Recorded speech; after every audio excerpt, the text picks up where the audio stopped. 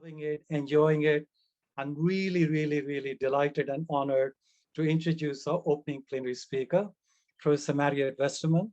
Well, I tell you what, I mean, she's an amazing, um, amazing leader in the sense that at a time when universities are struggling to have quality uh, leadership through, women, she, without this kind of women and men, she, in a very inclusive way, she leads the way through research think tanks, networks, seminars, and she hosted an amazing conference at the end of last year, where thank you, Mariet, having me as one of the panelists. And if you want to know who is who participated, virtually all the leading thinkers in the world of museums across the world. And the Zoom link for 1,000 was booked out. And Mariet is the Vice Chancellor of NYU, New York University, Abu Dhabi, and very open to bring global North and South. That's what I find her. And she was previously the Executive Vice President of the Andrew Mellon Foundation, first Provost of NYU Abu Dhabi, but Director of NYU's Institute of Fine Arts, and Associate Director of the Clark Institute, and a faculty member at Rutgers University. She's widely published author on Netherlandish art. Remember, we started off with the Netherlands in this whole conversation, and on museums. And it's interesting, she's currently researching the Garden of Eden and the human imagination. So pandemic, post-pandemic, how do we imagine, the Garden of Eden?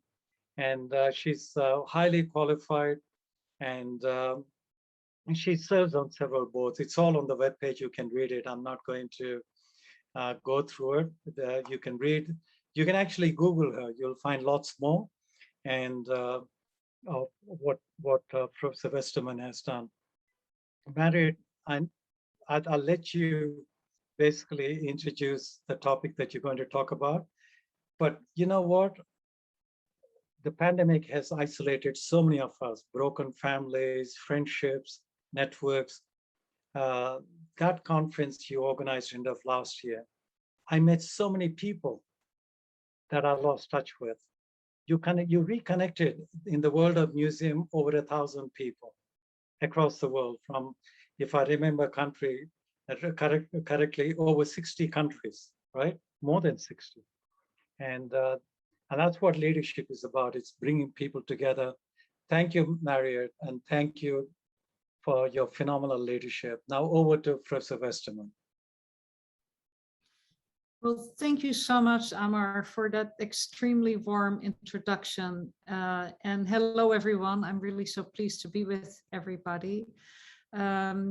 Leadership, we've seen it for so long from you, Professor Gala, I would say as well. Amar is just a leader of this community and a real creator of it. And I really appreciate your reminding us of where this came from. I had not remembered or even fully grasped that connection to the Tropen Museum, although I know that neighborhood, of course, very well. I will be talking a little bit about the Netherlands. In fact, my talk will be, is called Belonging in the Museum, Learning with the Rijksmuseum. But as I am in Abu Dhabi, I also thought a lot about saying something about the Louvre Abu Dhabi, which is a museum that is truly inclusive and in many ways, well, nothing is fully and completely inclusive. Inclusion is always a work in progress, of course.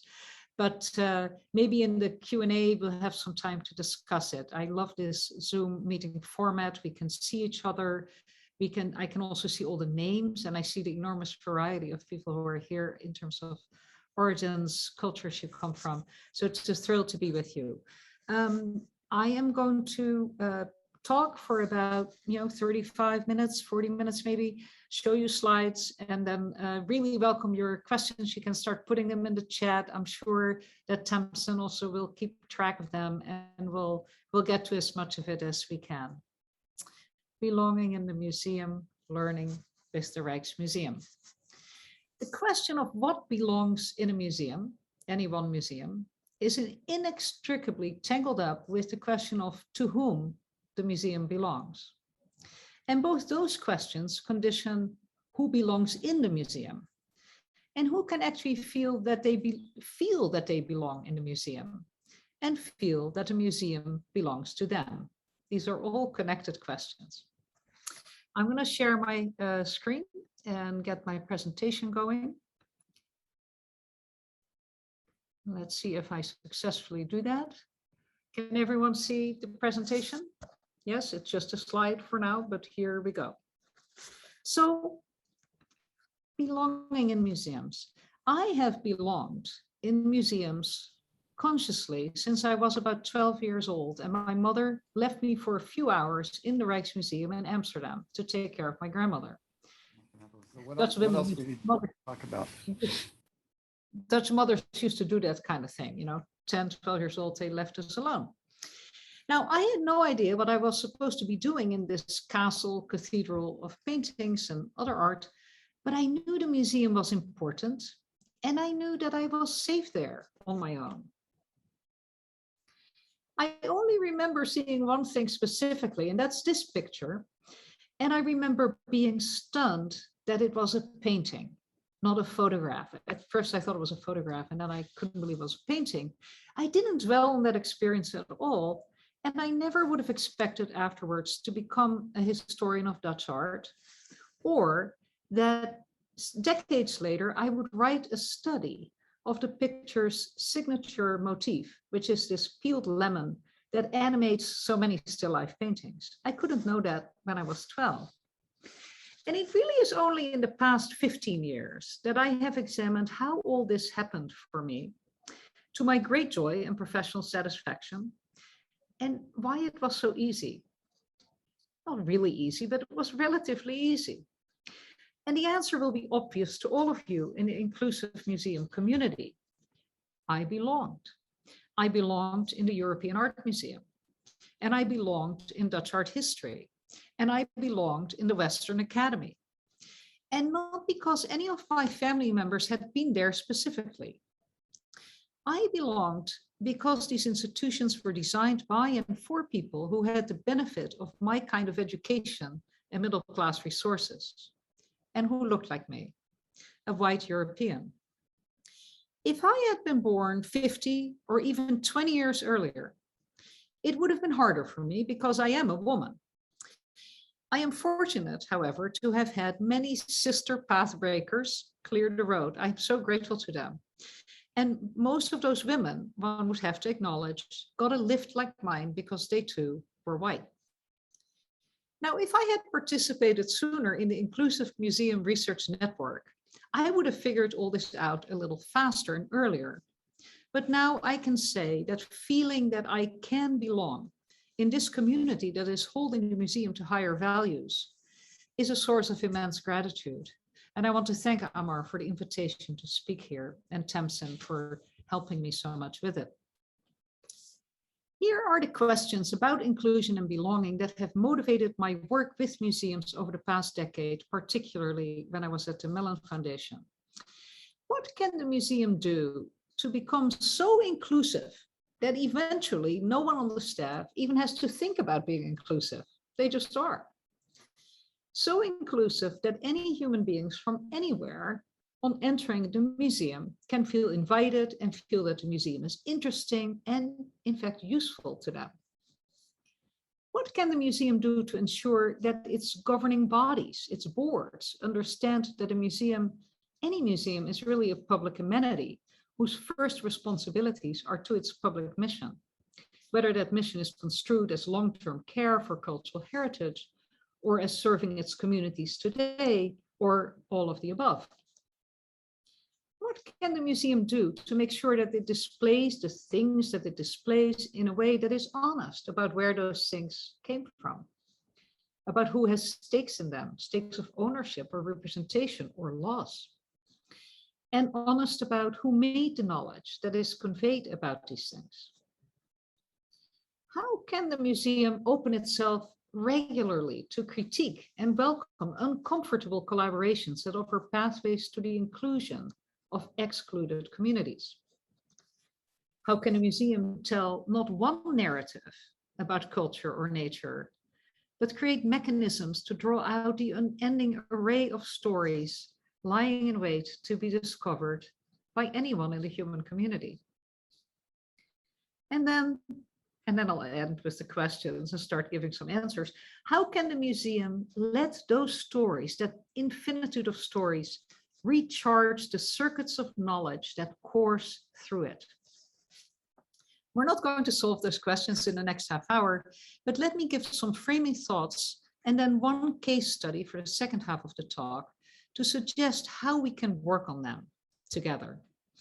And I will focus my presentation on the legacy museums. The legacy museum that of the type that has the longest history and the widest scope.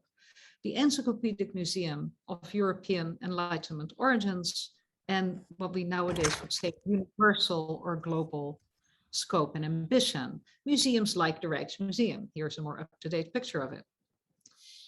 These are the kinds of museums, national and metropolitan museums, that have the largest collections, the largest resource base, the largest staff, the largest exhibitions, the largest pretty much everything. And of all museums, that kind of museum, what I call the legacy museum, has often the hardest time becoming an inclusive place where all can belong. There is a lot of paradox, I think, in that reality, because these museums have a lot to go for them. These museums typically have the most secure funding. They are tourist draws that bring in lots of different people all the time. They have schools clamoring for their programs. They have wide-ranging collections that in theory could represent everything and anyone and have something for everything and anyone. These museums have public charters that charge them to be a resource for their nation or their city. So why is it that they struggle so much to be inclusive when they represent so many times and places and have so many people that want something from and with them? And I think that that paradox arises, I think you all know it, from their 19th century history. Legacy museums in the European tradition were tasked, and in America, they're pretty much the same, they were tasked to build up a sense of national or regional identity. And often that task was part of an explicit or at least implied colonial project. In the case of national museums, like the Rijksmuseum, that meant marshaling science and scholarship to reinforce cultural hierarchies that shored up racial, ethnic, socioeconomic, and gender structures of domination and oppression. And if you did, and that it might not be saying that was doing that, but we all know that the museums in many different ways were doing that. And if you did not come from a constituency that benefited from being at the top of any one of these hierarchies or all of them, you might not have very good reasons to go to the museum. Or if you had to, maybe you had to go on a school trip or something like that, you might still not feel much connection with it once you were there. You might not reject the museum's right of existence. After all, a building, a powerful building like you're seeing on the screen, tells you that it is important, but you might never see the point of going there. You just stay away. The Legacy Museum has long ignored the risks that this exclusive condition poses for its existence. Here are some of these risks. Its inability to reach any of the public's constituencies is a waste of public resources. Someday, someone will ask about that, a politician, a funder, a community activist, and more. And this deficit of inclusion also is a waste of an opportunity to learn new things about whatever you as a museum own, and thereby to expand your knowledge base and your ability to serve your mission. And another risk, by not making itself a resource for minoritized communities, in particular, ethnic, racialized, gender diverse, poor, the museum may actually be violating civil rights, even though that is not often claimed about them, but that could come. For much of the 20th century, the museum could ignore these risks and believe in itself as a neutral preserver of cultural or natural heritage, and as an educator, a well-intentioned educator about that knowledge to a fairly homogeneous visitor base of people who understood the value of the museum already, the way I did as a young girl in the Netherlands without knowing anything much about the museum. But no longer. The just pressure that we have seen to make our ever more diverse societies more equitable and inclusive is now touching these institutions that are so fundamentally tied to these societies, just as that pressure reached universities a generation or more ago. Legacy museums today are really trying to change, and some are really making progress. The first action item for most legacy museums is the diversification of staff, especially of leadership, curators, conservators, and boards.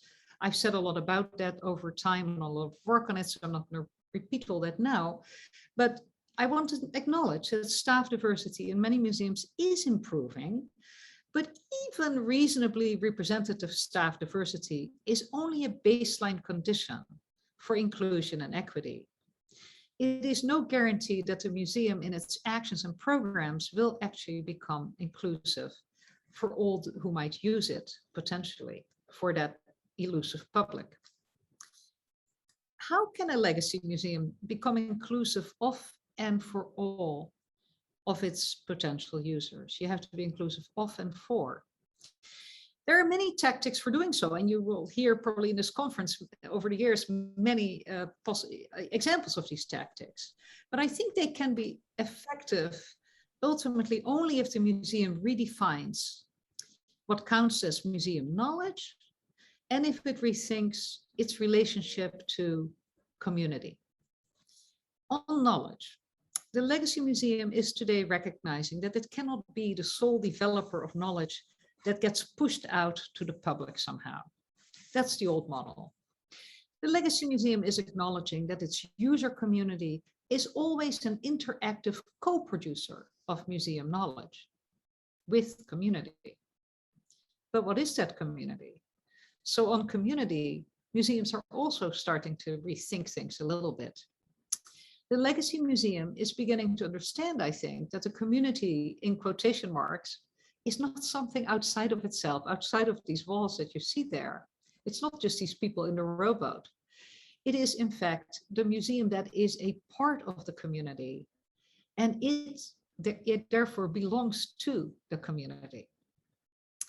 So we are seeing that the Legacy Museum is slowly becoming a knowledge institution today that meets potential users where they are and invites them in, but also goes to them. The museum can no longer assume that its beautifully curated offer is of interest to most people, even though I long thought that it was. It must find ways to use its assets to bring something of value into people's life experiences, something they recognize as valuable to their life experiences, and also enable community members to nourish and to challenge the museum that belongs to it. And that shift, these multiple shifts really require listening to what people in the museum community are telling it. Smaller and culturally specific museums, you can think about them. Oh, you know, the Apartheid Museum, the Studio Museum in New York, and any number of museums you can think of. Smaller and culturally specific museums have long done this work pretty well. And legacy museums have begun to learn from them through partnerships. They've begun to learn from them how to mobilize education and community outreach to these ends. Some legacy museums have even begun to change the language appropriately, the language of community outreach, and shifting it to engagement or inreach, a word that Amar and I both really appreciate, I think. It's reaching in, not just out. So what could a journey to become an inclusive museum look like in practice? These are high-minded things I'm saying, but they come from observing and working with many museums over time. So in the second half of this talk, I will now look at how this particular legacy museum I know so well, the Rijksmuseum, has been redirecting itself towards inclusion for more than 15 years now with real intention. I should disclose before I go on that I was recently appointed to the Rijksmuseum's supervisory board, but I've only had one meeting. But what I will say reflects my long-standing observations of its work, of which I have often been quite critical. It's actually amazing they appointed me, given that, but it shows you something of the openness they've been working towards. So let's look at the Rijksmuseum. This is not a bomb, this is fireworks, or some kind of thing that makes it look like fireworks during the day. In 2013, the Rijksmuseum reopened after more than 8 years of having been closed, after a lot of internal and external strife, and a much delayed and much cost overrun building project. You see here the Queen on the right, a former Queen, and the then director Wim Pijbus opening the museum. It was a magnificent day. It was a very inclusive day, actually. But when it opened, after all this strife and stormdrang, the result was hailed as a great success, I think rightly. What were the key moves they made? I think it was really only one key move, one word, openness. And the architecture, the new architecture, refreshed, this is refreshed architecture, it's all in the old building. It signaled the goal. The museum reopened 2 massive original courtyards, here is one of them, that had been cluttered for over a century to create this new entrance.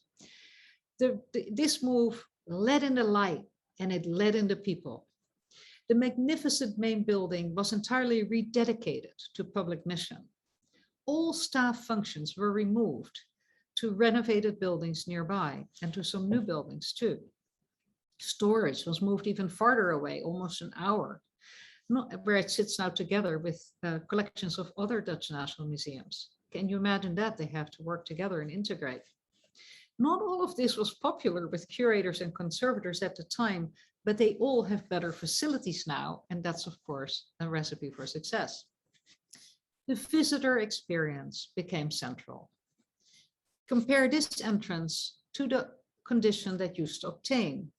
I think you can maybe see my cursor, and if you look to these 2 areas in the old building, this is an image from, I think, around 1959 or something like that. But all my growing up, these were the entrances you went in, these dark little holes where you'd have to go up steep steps. And the weather in the Netherlands doesn't usually look like this. More often it rains and it's windy, and you'd stand in long queues and might make your way up slowly but surely, and you'd be pretty damp by the time you got inside.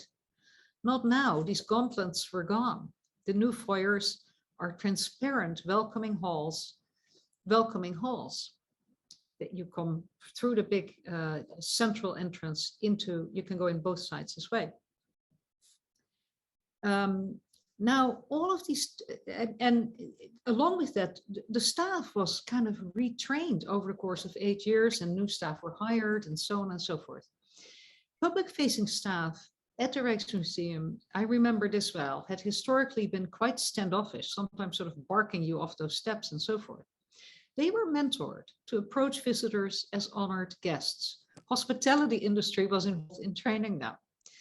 The guests were now not to be interfered with, but politely addressed if they looked as if they could use help. All these changes stood in the service of a radical reconception of the permanent installation of the museum. The museum had 4 major departments, curatorial departments, and does to this day: paintings, works on paper, sculpture and decorative arts, and history. And these had historically been different fiefdoms occupying different sections, to the great confusion of many people who visited the museum, because they would find fabulous paintings in the history department and would recognize decorative art that appeared in paintings somewhere else, and wouldn't it be interesting to see them together? That had not been the case. So instead of giving the 4 departments separate fiefdoms, they were made to play together, to tell engaging stories that now showcase the humanity in objects and give viewers an opportunity to have their own thoughts about them. There's much less text too. The result is sort of a sweeping, accessible cultural history of the Netherlands from the early Middle Ages to today, told through 8,000. I'm about to go into a meeting with Jess. someone needs to mute their microphone. Thank you. Thank you. So the result, as I was saying, is a sweeping, accessible cultural history of the Netherlands from the early Middle Ages to today, told through 8,000 of the museum's million stunning objects that have a special aesthetic and historical interest, and they can switch these objects out as well. As you can probably see here, the distinction between works of art and history, which is always a sliding scale anyway, is no longer emphasized in this scheme. The museum instead uses its great objects, in which it is so rich, to make vivid the cultural and political history that gave rise to these very objects, to this art. And while the museum presents the world from the Netherlands outward, you can say, it frequently also shines a bright and not always flattering light on Dutch colonial empire. That was a significant shift.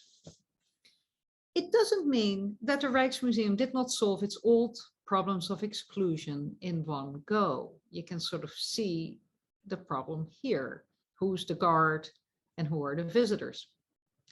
Even in its new commitment to a museum for all denizens of the Netherlands and for all visitors, the museum had not fully grasped, I think, that the people who call the Netherlands home no longer look as they did when the Rijksmuseum was founded more than 100 years ago, or when I was growing up even, in the 1970s. Today, about 78% of Dutch citizens identify as ethnically Dutch, the way I might, I guess. Well over 10% claim Indonesian, Turkish, Moroccan, Surinamese, and Caribbean descent. Middle Eastern refugees are now added to this number. And although many of the 78% who say they're ethnically Dutch refer to all these other people as being from elsewhere, allochthonous, these people of color are not going anywhere. They're there, they're residents and they're citizens. And indeed, in a country where more than 50% of the population today says they're not religious, it's very interesting that more than 6% is Muslim. These kinds of facts were not really thought about much in the rush to open this museum after all this time. And it became evident quickly after 2013 that the Rijksmuseum's optimistic view, ultimately optimistic view of the march of Dutch culture and democracy was not appealing to these minorities as much as to global tourists and the traditional white middle class. Cultural heritage from these communities, of course, over the centuries had often been collected by other museums. The two major Dutch ethnographic museums, Amar mentioned one, the Tropen Museum, the other, the Ethnographic Museum in Leiden. And in the new Rijksmuseum, these cultures were represented only from the colonialist perspective. Not always a dishonest perspective, but there was no voice for these other cultures, I would say. The Rijksmuseum did open a new, oops, I think I'm a little bit frozen. Okay, here we are. I hope everyone can hear me. The Rijksmuseum did open a new Asian pavilion, a very beautiful little box, essentially an attractive little treasure chest for certain choice objects. As you can see here, it's beautifully installed. At the time, not a single work or text in this Asian pavilion acknowledged that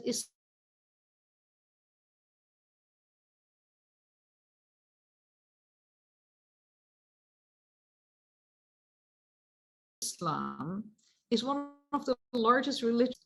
Things have gotten better since then. The Rijksmuseum has kept opening itself further. It has stepped up attention to diversity in hiring, though this is a slow process in the Netherlands, I have to say.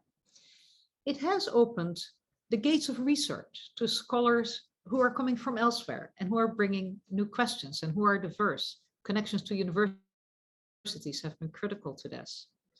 And the museum, above all, has prioritized the department of what it now calls public and education, not just education, not just public and education, one and the same, led by Annemies Boekgaarden. Annemies Boekgaarden, a wonderful educator who had been the head of children's programs at the Tropen Museum, in fact.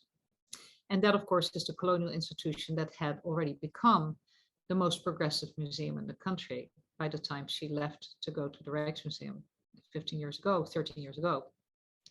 And education in the new scheme got some of the nicest real estate, both near the galleries and in this separate building you see at the top there, that a century ago had been the museum's School of Drawing, the Tekenschool, School of Drawing. And you can learn to draw here and paint, as you see there, but you can do all sorts of other things. When not in lockdown, the Tekenschool, I love visiting this, the Tekenschool is a buzzing hive where people of all ages learn to look by doing and hone their creative powers in art studios, in tech studios, and in a wildly successful interactive theater you see at the upper left there. Through intensive reach into poorly resourced and immigrant schools, in Amsterdam in particular, the department has built profound relationships with communities new to the museum, and it builds on those as the museum creates its programs and hosts its exhibitions and improves its offer. Online is a big part of this.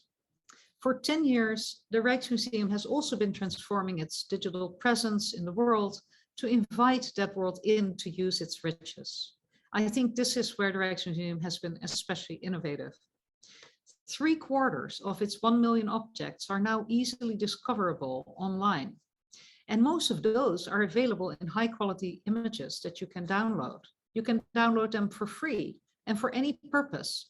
Only things that are in copyright of others are not are subject to, I suppose, the usual regimes, but for the rest of it, the Rijksmuseum says, please use us. No gatekeeping.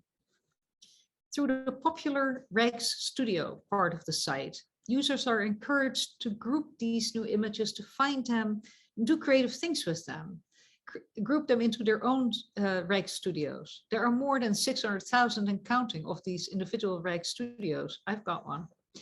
They republish, users can republish the images, and they do, millions of them, on platforms like Wikipedia. And they make new things of them, therefore doing the work of in-reach and outreach of the museum in many ways, and more creative ways. So the Rijksstudio has become an informal channel for the entire museum community, including museum staff, to learn what people find interesting in these collections. The digital space, even more interestingly, is reshaping how the museum talks about knowledge, the language that it uses.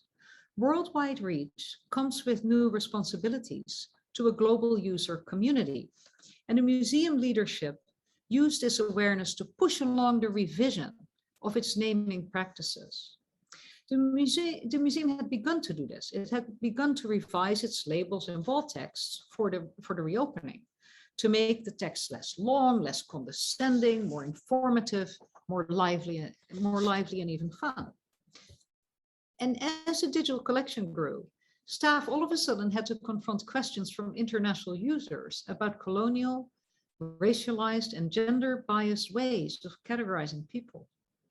How do you explain to Inuit users from Alaska that the Rijksmuseum will call them Eskimo?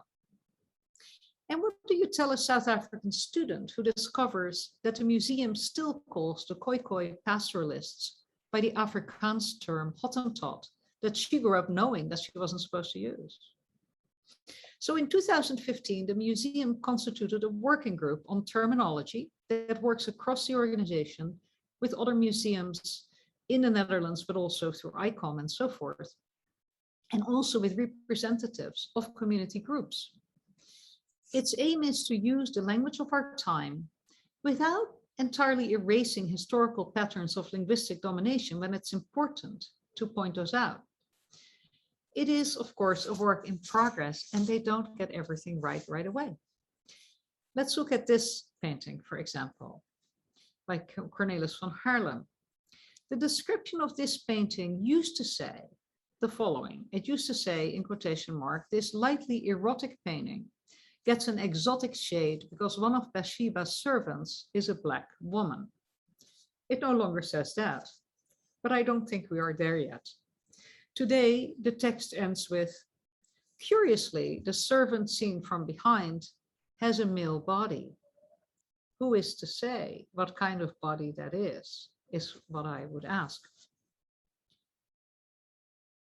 But the Rijksmuseum keeps going and keeps working on itself. This year, the museum presented its most ambitious decolonizing effort yet, a major exhibition on the Dutch involvement in slavery from the 17th through the late 19th century. The show opened in May and closed just 10 days ago. And despite COVID restrictions, 80,000 visitors came, special evening hours were added and so forth. And many more viewed it online, where it lives on today. And I hope that you'll have a chance to engage with it. Much of what's relevant about the show to our conversation, you can access in that way. When the exhibition was first announced years ago, the idea was treated a little warily.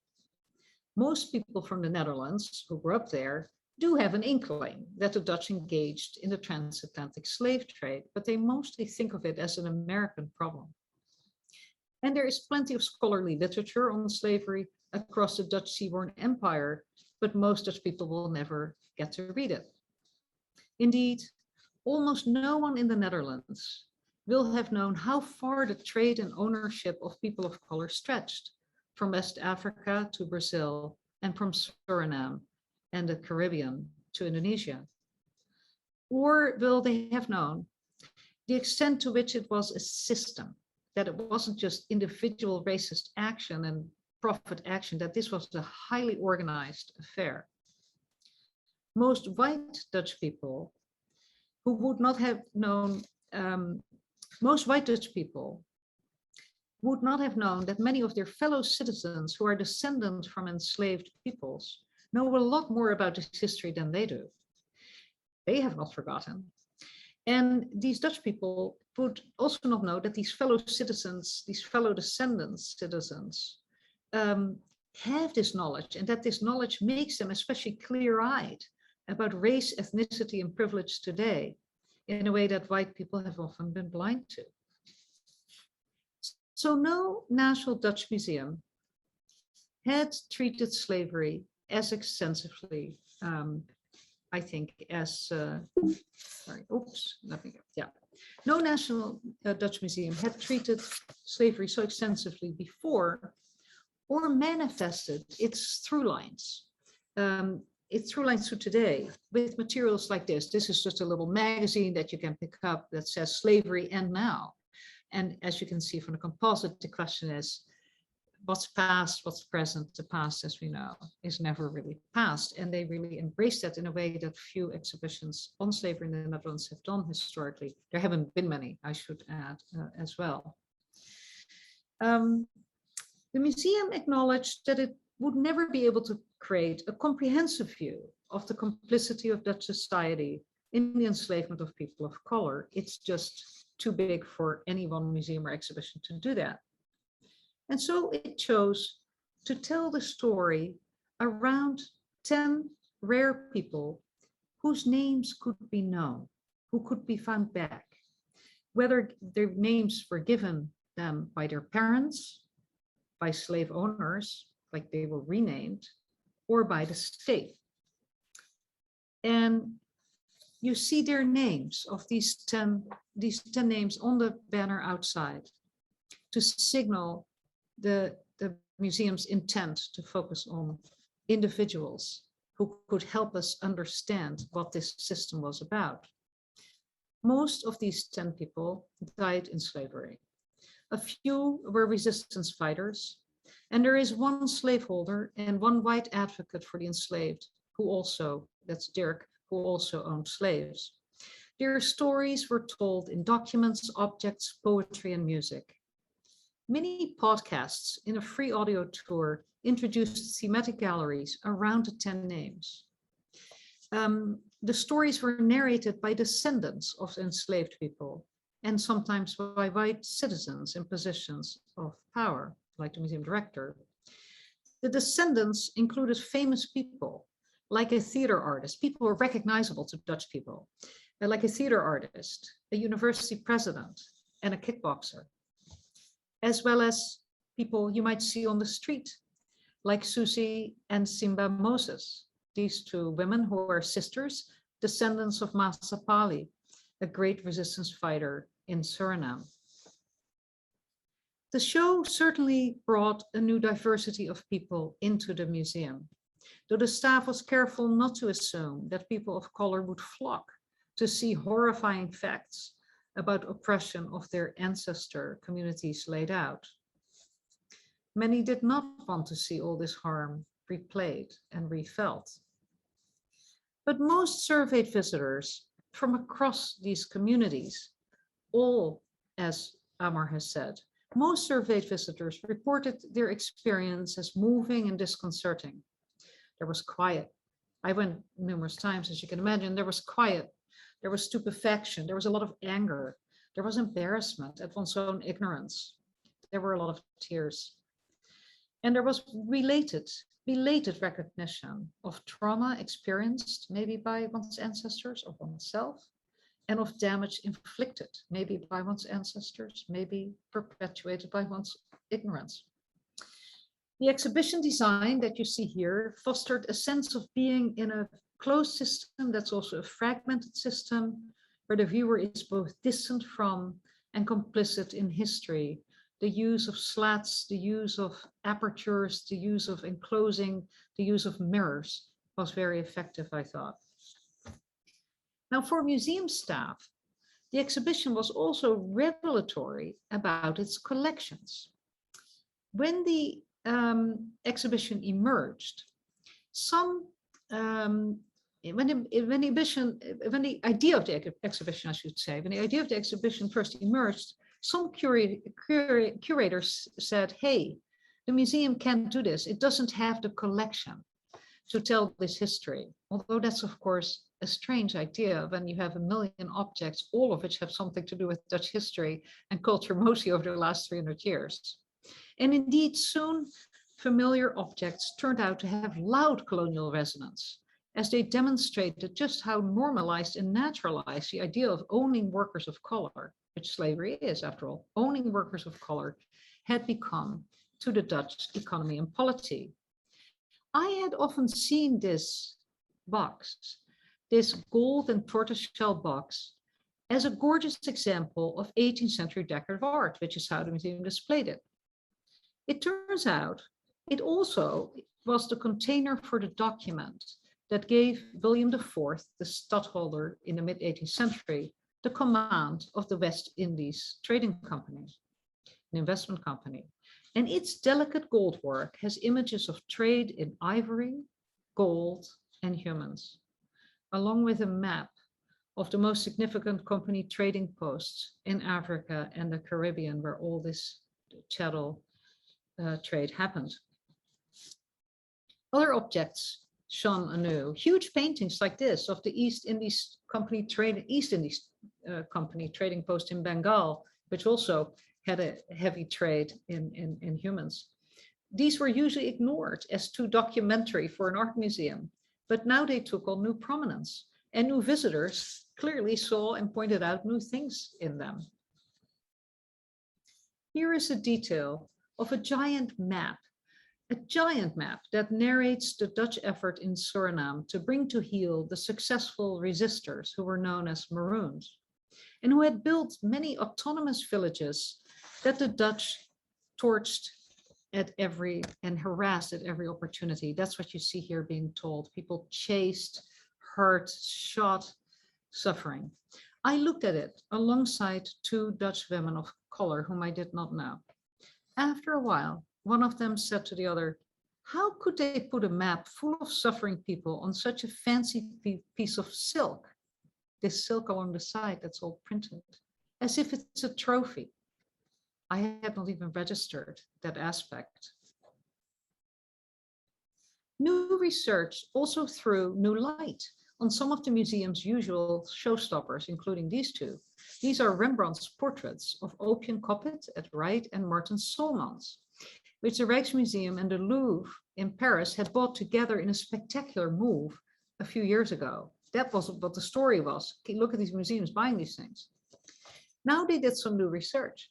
It turns out that Martin owed his wealth to his family's massive sugar refinery that got all of its raw material from plantations in Brazil staffed by enslaved people and run by Dutch colonial folks. After he died young, Opium remarried another Martin, Martin Day. Now, Martin Day had extensive plantation holdings in Dutch Brazil. He actually owned the plantations. But come back to the Netherlands, and the couple displayed idyllic paintings of these environments, and they even had a model of a sugar mill in their Amsterdam home. What Opium may not have known is that her second husband had been accused of raping and impregnating an enslaved woman named Francisca in Brazil, a fact that he acknowledged, but he kicked her out and he wanted the property, the daughter, the child too, although she successfully hid the child. And even though in Brazil, the colonial and the church authorities tried to have him held accountable, it doesn't look like they succeeded. And in the end, there was no penalty or justice. While this is a telling example of how fresh curatorial research can bring to light and bring forth a measure of historical reckoning, it is clear that the Rijksmuseum's mission can no longer depend on expert research like that alone. Legacy museums are finding that the curator's role needs to be rethought in relation to the museum user, almost like a library user, if you will. For much of modernity, the museum's core business was acquiring the finest objects, conserving them for the future, and presenting them in narratives of the curator's making. And honestly, I'm happy that all these things still exist. But that collection-centered mission depended on curators who could research, maintained a certain distance from the public, and often referred to their collections and galleries as theirs in proprietary terms. And that, I think, is not a great recipe for imagining a community-engaged museum, unless the museum rethinks what the role of that curator is. And you could do that. After all, the word curator, the name itself, is rooted in the Latin word for care. Many museum curators now think of themselves as caring, not just for objects, but for objects that were made by fellow humans, whose histories and identities still have some relation and connection to present user communities. They're not only made by such people, but they're often also about people who stand in a relation to today's human communities. And these curators, this new generation of curators, consider it their task to care for the relationships people today may have with those objects and through them with each other. The Rijksmuseum drew out these new curatorial potentials by encouraging visitors to the slavery exhibition, any visitors, to spend time and work with artists who were specially commissioned to create new works of art over time, accumulatively, about the stories in the show and about the people in the show. This one is about Surapati, the resistance fighter from Indonesia. Now, I thought some of those works were pretty great, actually. This kind of art therapy won't work for everyone, but high school students in particular reported very high engagement on it. So let me close. I would say that the ongoing transformation that I've tried to sketch of the Rijksmuseum, this work in progress, is paralleled by many other legacy museums. And their examples suggest that the Legacy Museum can meet users where they are without losing its noble commitment to preserving stunning human achievements and not ignoring harrowing and systematic human cruelty that also lives in our museums or is preserved there in some form. It remains therefore my hope that really the energies gathered in the museum's community will eventually transform it into a place of learning, joy, and justice for all. I hope you could hear most of it and see most of it, and I really welcome your questions. Thank you.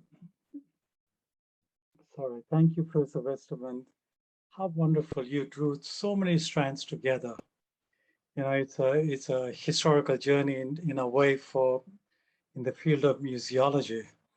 And also just listening to you, you know, those of us who bemoan the demise of humanities in many parts of the world, that why humanities are so important. As a professor of humanities, as a researcher and a scholar, how you so seamlessly have brought together, your presentation. And also it's good to see how the Rijksmuseum, through re-engaging with in a whole range of ways, like our favorite thing, that outreach, inreach. In fact, a discourse that Jasmine Khan from UK started from the British Library during an inclusive museum conference in Copenhagen. And but this thing of slavery is not just about Blacks. I mean, that's one thing which is very clear about the museum. It's also, there's flip side to it. It's also about the white people. It's both histories. 1989, there was a fantastic exhibition at the Tropen called White on Black, how white people perceive the Black. Following, into early 2003 by Felix Artist at the Verel Museum, simply called Slavery on, some of the things that you mentioned, the maroon settlements that you mentioned, Professor Westermann, centering around that and drawing on the collections. But all they started with two major projects of the Dutch and the Swedes. The Dutch started what is called the Delta Plan. You got collections, but do you know what they're about? Have you cataloged them? This is how most Dutch museums started rethinking. And the Folkekunde in Leiden being one of the first museums on the Delta Plan. Whereas the Swedes took a different approach. They went for contemporary collecting, so very different from the Dutch, but Dutch wanted to know what they got. Swedes wanted to know how do you collect the contemporary. And I think that in some ways you brought all these strands together and brilliantly, as only you could do with all your knowledge. And I just love that thing about what at one time is considered documents, documentary heritage, and soon gets, into an aesthetic space. How we tend to compartmentalize that which is heritage. And it's a question of rethinking, and the same thing about rethinking museology and museums. And thank you so much. It's a wonderful, you synthesized everything for the first half, and then you gave a brilliant case study. Now, I won't take up any more time because we're not actually running behind time. Because I finished early, you see, 10 minutes early. And but questions, Tamsin, do you want to? Yes, we have one. The first question we have in the chat is from Sandro. Sandro, would you like to unmute yourself to ask that question? Perhaps it's better if you could articulate it a little better than me, perhaps. Yes, absolutely, Tamsin, and thank you. First of all, my compliments, Mariet. I really enjoyed your presentation. Very insightful, indeed. My question was about curatorial remit. In a way, you answered part of it towards the end of your presentation. I really like the way you refer to curators, to future curators, as collecting relationships in a way. So the object is a means to an end, in a way, if I understood correctly. And my question, in fact, was about whether the Rijksmuseum is exploring other participatory models or co-creative models in terms of collections development. I wanted to add one other question, one other part C.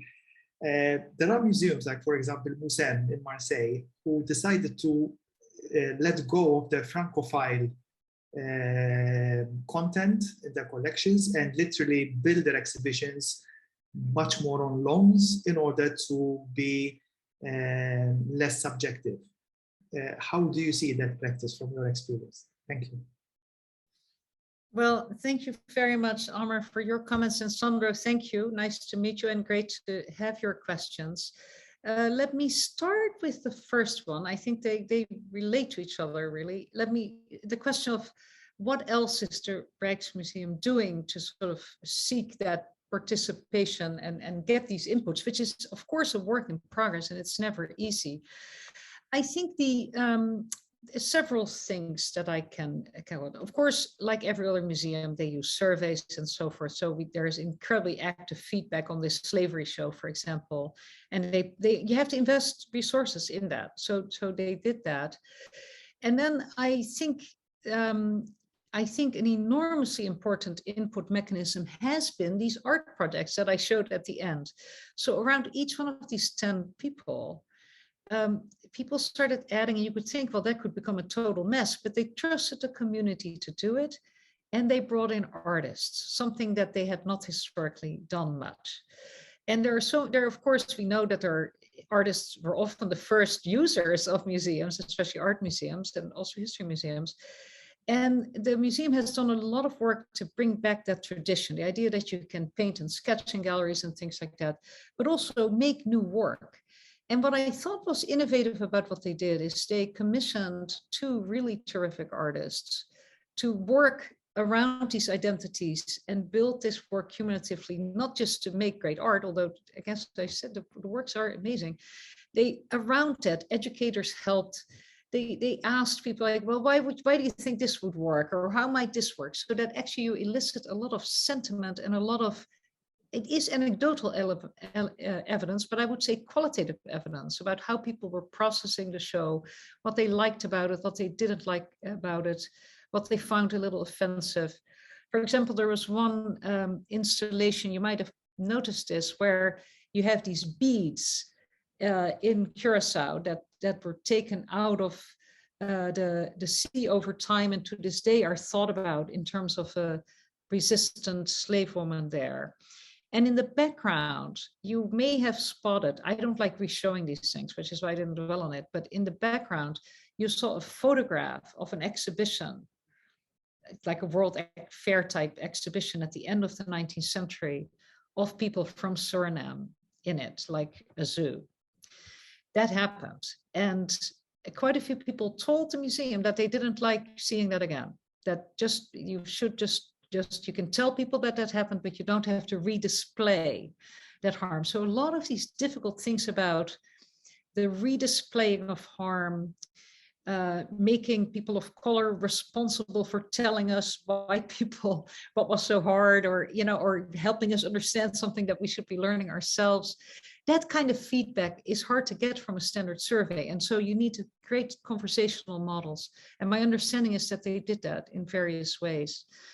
That department I mentioned of public and education is just incredible, because they really just stage all these different kinds of engagements that people can come to.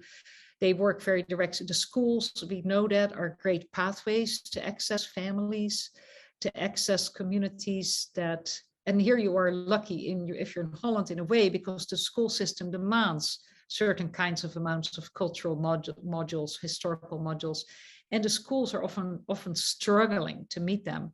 So if the museum is really thoughtful about connecting up with curriculum and makes it easy for the school rather than harder, provides free buses for the school and things like that, which they do, that's a very important input channel, especially high schoolers, I think we're learning a lot from. So these are some of these ideas.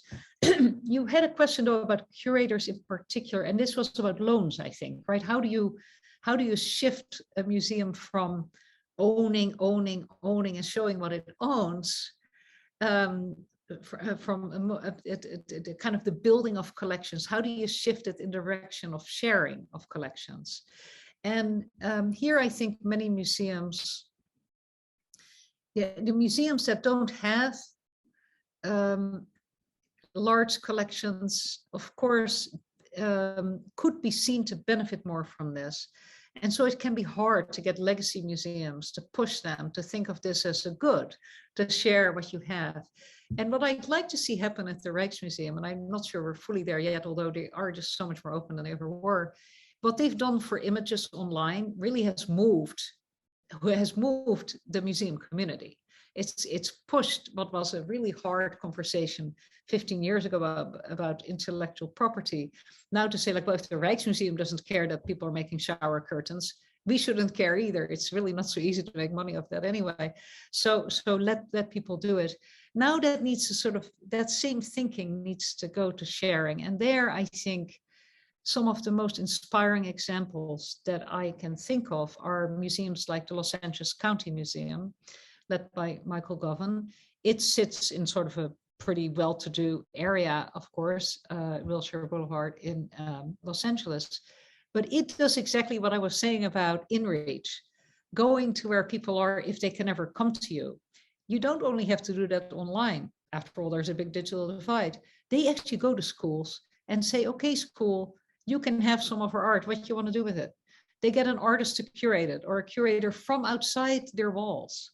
And then they work. And of course, the knowledge about what that school in a depleted, often inner city, in this case, this particular school is in a Black inner city that is very underprivileged and under-resourced, I should say. And what they learn then about the American paintings they want to see, or the sculptures they want to see, or the photography that they prefer, they bring that back into the museum too. So I think that kind of lending, almost any museum can do, I would say, and is a whole different model where you have almost like little satellite museums, but they're like pop-ups. And it takes kind of relaxing some of your requirements on climate, although you can still have pretty high standards, I think. But it's that kind of experimentation that I think is a true benefit to both sides of that partnership. Thank you. I'm just looking in the chat here. We have another question from Birgit. Birgit, did you want me to ask your question, or would you like to unmute to ask it?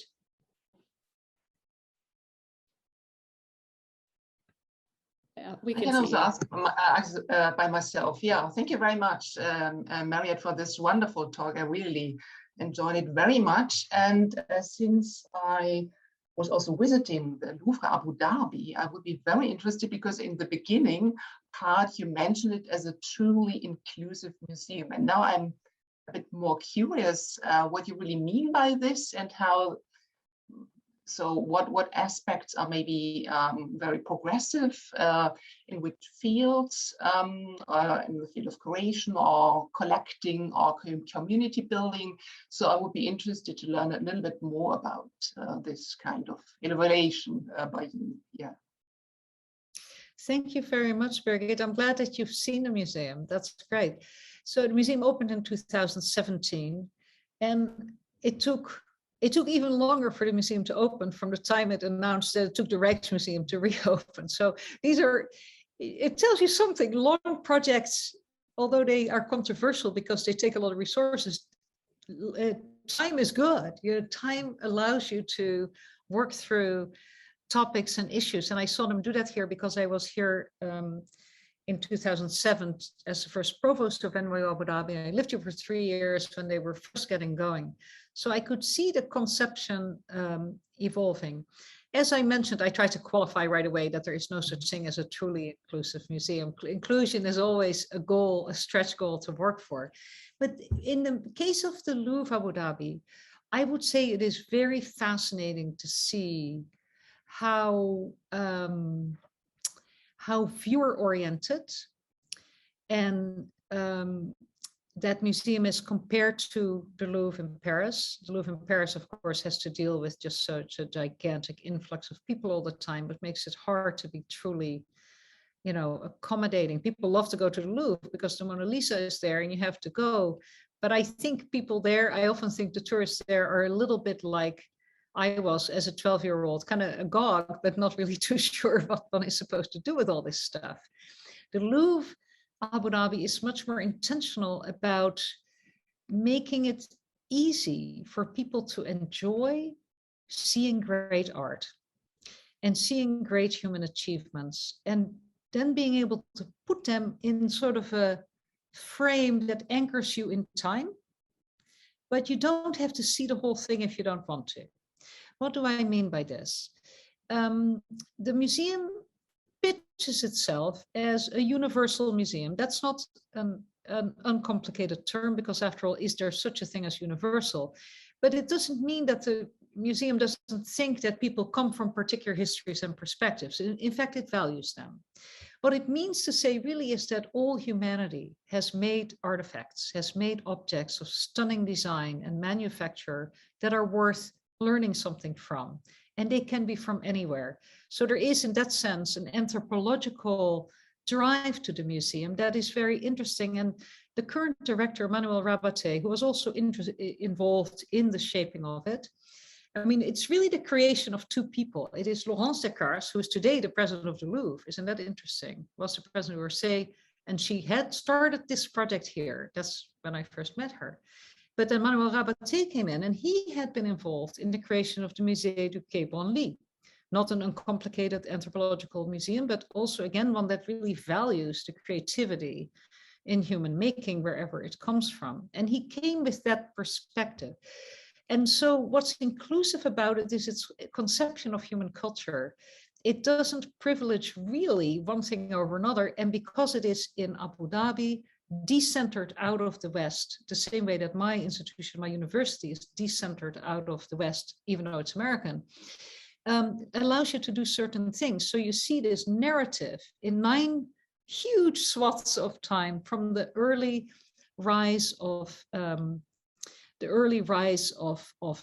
villages, settlements, cities, writing, notions of rule, notions of war, notions of identity and portraiture across cultures. You get little set pieces, but you're not going to go there to learn everything there is to know about 16th century Venetian painting, the way you perfectly well could in the Louvre. You're not going to go there to get a complete history of Roman history and culture. You get a sense of how, of the shape of time and what it looks like, and of the flow of culture between different continents, different countries, different religions. And therefore, one of the most stunning galleries that I truly think is inclusive, if you think about the Middle East today, which has become so much more less diverse over the last 100 years for all the reasons we know. The central gallery, one of the central galleries, is about the rise of religions, the rise of world religions, and it has objects. Obviously, it has objects of Vedic origin, Hinduism and Buddhism. It has Judaism, Christianity, Islam. It has idols that would not be tolerated in Muslim religion. It displays them, it explains them, it educates around them, and it makes people see how human they are. It compares gravestones, for example, Judaic, Christian, and Muslim, to show what we share and to show what differentiates us. And so I think it is the conception that's so inclusive. And I think you see people responding to this. Of course, it's been largely not, it's been very poorly attended, and there haven't been many travelers in recent times. But I used to love going around that museum. It's a museum with which I organized a conference that Amar referenced. I love going around there because you see people from everywhere going to it. There are people from 200 countries living here in Abu Dhabi, and many tourists come. And you will hear people say, oh, that's from Fiji. We're from Fiji. We want to be in a picture in front of our doorpost. And so then pictures get taken. And in a traditional museum, people would find this irritating. But I find it kind of magnificent that people stumble upon something from their culture in this museum of world cultures, essentially. So it's the conception. And then they do a lot of the kind of things that the Rijksmuseum is doing, and maybe not quite as much as them because it's a smaller and newer place. But yeah, there's a real effort to bring people in, and also to bring excluded communities that are self-exclusionary, because there are some very conservative elements in the country, and some women might not be allowed to come, or not allowed, would not easily come on their own or with other men. They might come with the men in their family, but not with other men. And so then they have special sessions for women who are in that situation, who the next time maybe will come with others. So a lot can be done, but it starts from the way they think about what story they're actually telling about humanity. Thank you. Thank you very much. If I could make a couple of quick interventions. I think there's a dialectic between you and Birgit's question on the very concept of inclusion, which I think Laura Edith also, was supporting. And it's very important for us in this network, because I'm constantly asked, what do you mean by the inclusive museum? Could you define it? But we're very clear. Our research network's purpose is, how can the institution of museum become more inclusive? It's very open-ended. We never want to define and contain. If we felt that it means different things to different people, and people should not have the authorizing agency or the museum defining things, sort of.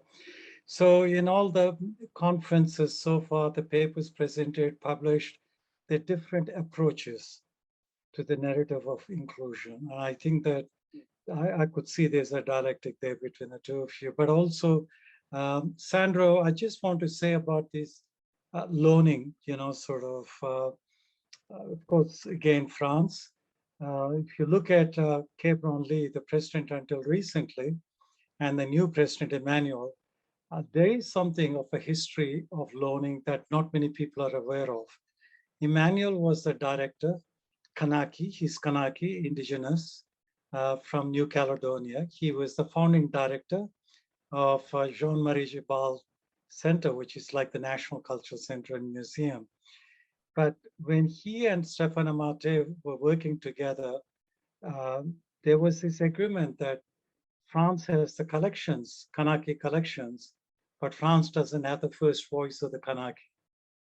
So how do you bring together the intangible heritage of Kanaki with the objects that were frozen in time in French museums? So they did a 25-year loan from France. And through that 25-year loan, a whole new discourse of inclusion was explored in how to bring tangible and intangible elements together. So loans can be properly facilitated and conceptually sound. They can open up the discourse of museology.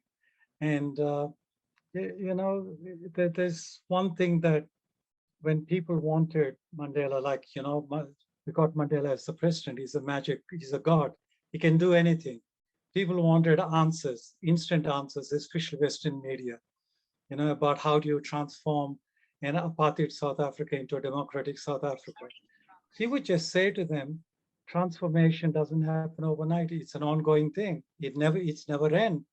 And so I think loans are very important if they're conceptualized well, and the partners who are sharing are equally empowered. It's really important that they're equally empowered. And so I just wanted to share that with you. Are there any other questions, Thompson? We had one final question from Daniel. So I'm not sure if you're still there, Daniel. Could you unmute to ask your question? Yeah, I'd be happy to. Thanks, Tamsin, and thanks, Mariet, for your talk. I guess the main thrust of my curiosity is about what implications everything you share has for training and education. So obviously, some of what you were describing was a process of a museum, kind of undoing some of its historical work. And so that also implicates the way in which those professionals had been trained previously and having to kind of undo some of that. But looking forward, I'm curious, in your kind of model of or vision for the skill sets that are required to do this work, what kind of implications does it have for how museum workers are trained and educated? Thanks so much, Daniel. I think it's a very important question. And I want to say, first of all, of course, I'm not a museum director, but I can tell you what I've seen and what I sort of believe as a philosophy. I think it's incredibly important to learn from other sectors, what others are doing and not going it alone. And that you saw certainly in the Rijksmuseum when it came to figuring out their Rijksstudio and their online digital approach. They really learned from Pinterest. They learned from Amazon, the grouping, the community building. So I think that was very significant. And they just set their people to learn from those other people, not from other museums, but from those industries. Even from sort of a holiday catalog purveyor they went to. As I mentioned, the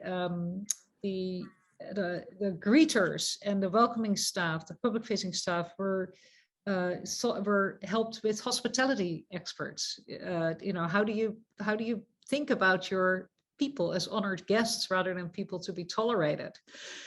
So I think that's one way to think about it. And I would also say that it's not just training, it's also this hiring that I didn't want to dwell on because I spent so much time on that in other venues. But I think thinking differently about the people you need to do this kind of work along the line of Sandro's question, actually. You may just find that a community organizer should be on your curatorial team. Educators have found that working with community organizers or community representatives is a really great way of strengthening their education and in-reach programs, for example. And when you start looking more broadly, you will also find that many professional paths are more diverse in constitution than the traditional art historical or curatorial training pathways. It's also then partnering with universities and helping those traditional training grounds for curators become more broader in what the skill development they expose their PhDs and masters to. So the partnership model and learning across sectors, I think, are key. Yeah, thank you, Professor Westermann. Tamsin, is Kevin here, as I said? No? Yes, Kaywin is here. I can see her there. Hello, Kaywin. What we might do, I believe she's ready to go. I've enabled it so she can share her screen whenever you're ready. Sure. Yeah, I think going back to Daniel's last question, when I was asked in 85, 86 to run the National Affirmative Action Program in Australia, funded by the Council of the National Museum, and I went to Australia, I was the first colored person in the entire museum sector in Australia. They didn't know how to deal with it. They said, oh, Amar is neither white nor black. And then an archaeologist said, oh, but he belongs to the third ethnicity, so he might be able to mediate, negotiate. So people struggle in universities, people struggle in institutions, and that was a partnership between the universities in Canberra and the National Museum. And I think that in the US, I'm doing a bit of a review of excellence in equity. What's happened is it was one of the best policy documents I've seen in 1992. I was there at the launch, which is when Fred Wilson's Mining the Museum was launched. But since September 11th, everything went back. Like, you remember, you're not supposed to say you're different. You're one of us or, the enemy. That kind of rhetoric that became very dominant. So I find that a lot of academic institutions and in the US are struggling with this. They're reinventing. It's they're recycling. But unfortunately, in 1992, Excellence in Equity was a very inclusive document. It didn't say us and them, it said all of us. But now the kind of policy approach in the US is us and them. It's very dangerous to do that because you reinforce the borders, reinforce the kind of ideologies that are there. And that's why next year, Daniel, we'll be very happy that you're happy to host us in Philadelphia, because we're very keen to see how you're all dealing with Black Lives Matter, for example. And what is the participation? What is the kind of dialogue and discourse? And I think it's going to be a fantastic conference next year. But let's take this up, Daniel, what the question that you raised as part of the expanding on the theme for next year. Let's bring in, because there is what is called the Philadelphia Global. The president of it, Liz Singh, has confirmed that all the universities and all the collecting institutions, museums, art galleries in Philadelphia will come behind us with the Inclusive Museum. We'll have a conversation about it next week. So we are progressing as we go along. So, but thank you for raising that question, Daniel. I think that it's on the agenda next year.